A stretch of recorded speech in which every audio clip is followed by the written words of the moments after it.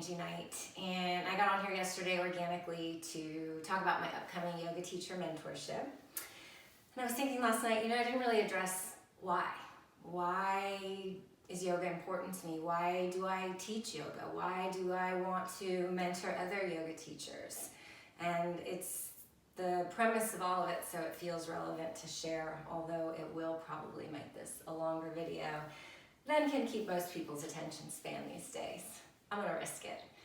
So when my oldest son was 1, we moved to Argentina, and he was a very, very sick baby. It was frightening. And there was a bunch of other stressors in my life. Point being is I was kind of a mess. My nervous system was jacked most of the time. I was constantly worried and stressed and trying to tend to him, but being unable to help him. And so we found someone in Patagonia that worked with him and actually healed him, but that's another story, or helped him heal himself. But while we were going there, I would go upstairs and they offered yoga classes. And what I experienced that I now understand was somebody who was very present and very connected and regulated in their own nervous system. So when I walked into that room, I had this sense like, oh, I'm gonna be okay. Like things are okay, even though they weren't. And I had a sense or a knowing in this person's presence. And so I kept going, and then I was like, whatever this is, I want this for myself, but I want this for the world. I want to find out what this man knows or who he is that allows me, who's scared and stressed and had a lifetime of, all the things that really I didn't feel very safe or worthy of much. In this person's presence, I don't feel that. I feel the truth of who I am. I feel okay. I feel peace. And so I ended up asking him if I could stay and mentor with him for the winter. And he agreed. And so I would go every day, and he would teach me yoga and how to teach yoga. But really more than that, he taught me meditation and how to come into present time and how to get out of my own way, of the cyclical, habitual nature of our thoughts that just take us down tunnels day after day of, anyways. So I came back to the States.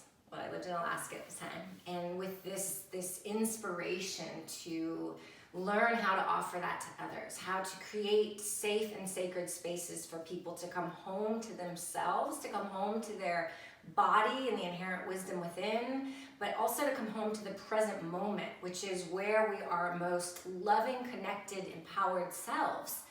But we spend most of our life spinning in our brain and feeling disconnected from that inherent state of well-being and inspiration and universal guidance.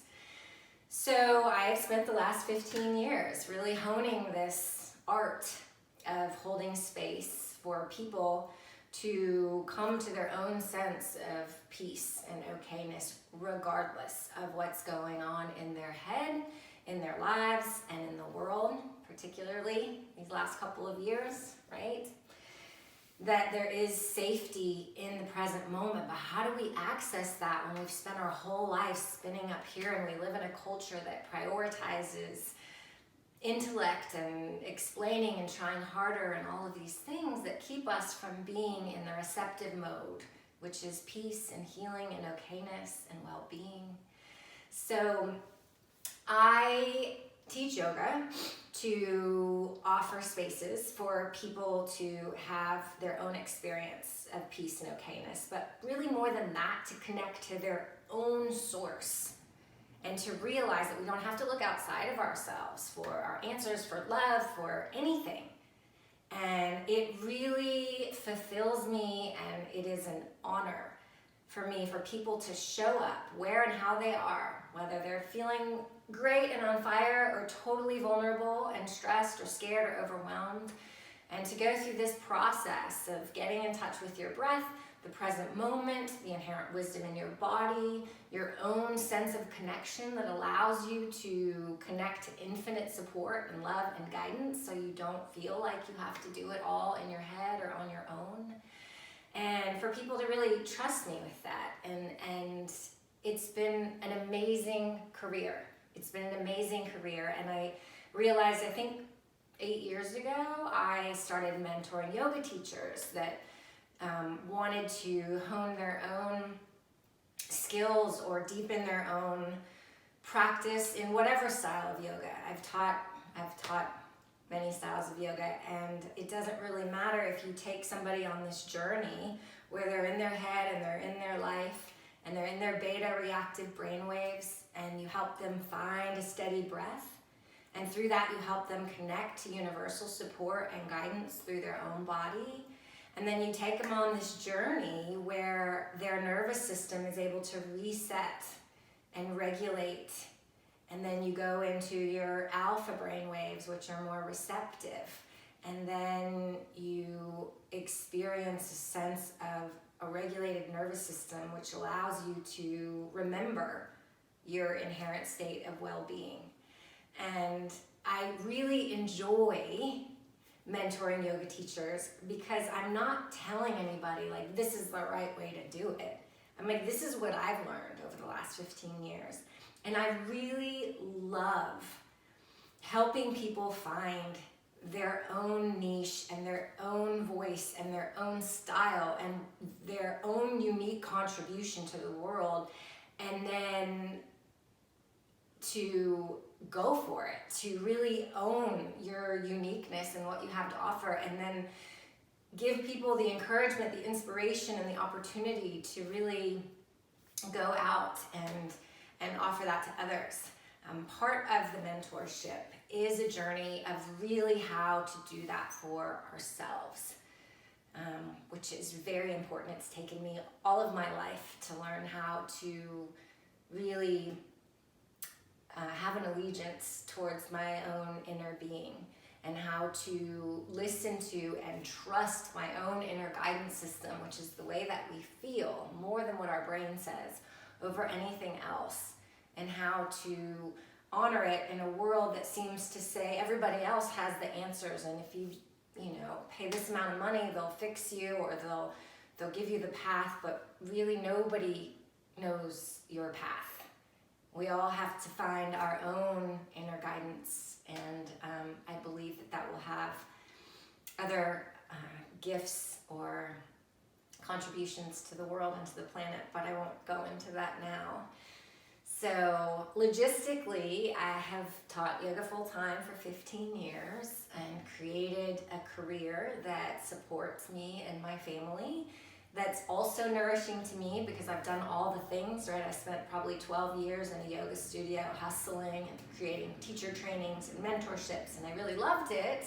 I loved it, and I didn't prioritize my own well-being, so I would often experience burnout or overwhelmment, and then I learned how to run a yoga business outside of a studio on my own with support, of course. Thank you, Lisa.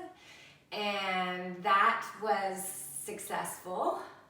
Also a lot of hard work. And then COVID.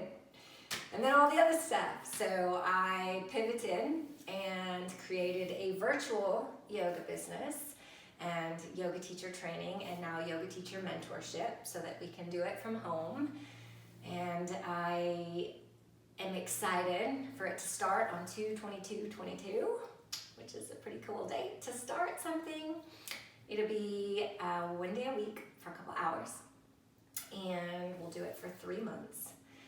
And if you are a yoga teacher and you want to deepen or hone your art and your skills, or you feel like, some of my expertise could help you be successful in working in a studio or doing something on your own or virtually or some hybrid, which is probably the new world, then I would love to share my experience and what I've learned.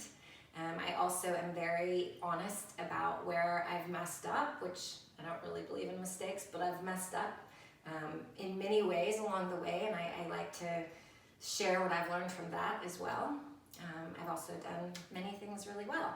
So if you are a yoga teacher and you think that any of this jives or resonates with you, I have 6 spots left, and I would love to have a conversation with you if that would be helpful.